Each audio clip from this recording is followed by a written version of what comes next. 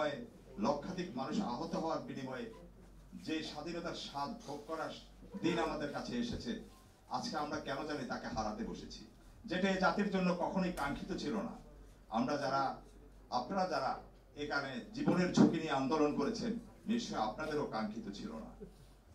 সবচেয়ে দুঃখের বিষয় হলো যে আমরা অচিরেই যখন প্রফেসর ইউনূস যখন এই সরকারের দায়িত্ব নেওয়ার জন্য আগ্রহ প্রকাশ করেছিলেন, তখন আমরা প্রবাসে অবস্থান করছিলাম, এসেছি তারপরে।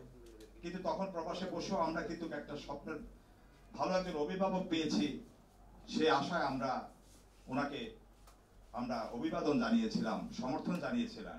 এবং আমাদের নেতা দেশনায়ক তারেক রহমান সাহেব, উনিও সমর্থন জানিয়েছে, জামাত বিএনপি সব দল এক কথায়, এবং সবাই মিলে কিন্তু এই সরকারকে গঠন করেছিল।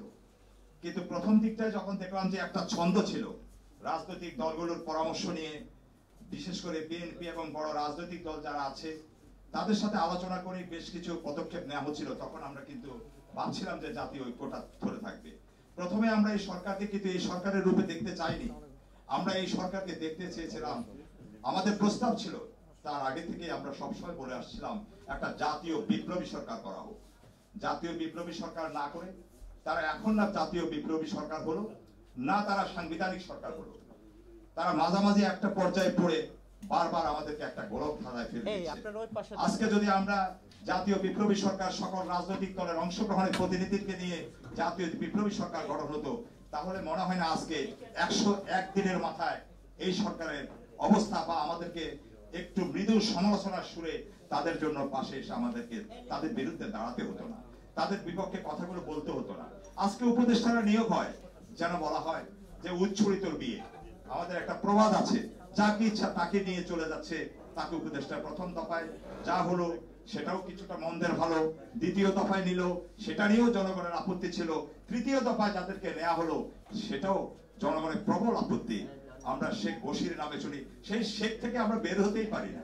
শেখ বশির নামে একজন শিল্পপতির কথা শুনি, সে হলেন মোস্তফা সরোয়ার ফারুকী সাহেব হলেন, কিন্তু ওনারা দুজনেই যথেষ্ট রকমের বিতর্কিত।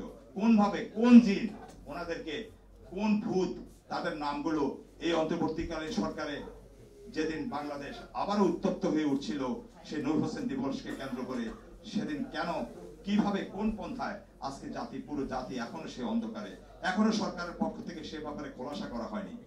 এখন প্রশ্ন হচ্ছে, আমরা তো সংস্কার চাই, আবার আমরা নির্বাচন চাই, কিন্তু আমরা যখন মাঝে মাঝে সংস্কারকে গুরুত্ব দেই, আজকে আবার আমাদের বলতে ইচ্ছে করে আপনাদের এই ধরনের ঘোলাটে পরিস্থিতির কারণে সংস্কারের দাবিটা মানুষ কিন্তু ভুলে যাবে, তখন নির্বাচনের দাবিটা আরো অগ্রামগামী হয়ে যাবে। কারণ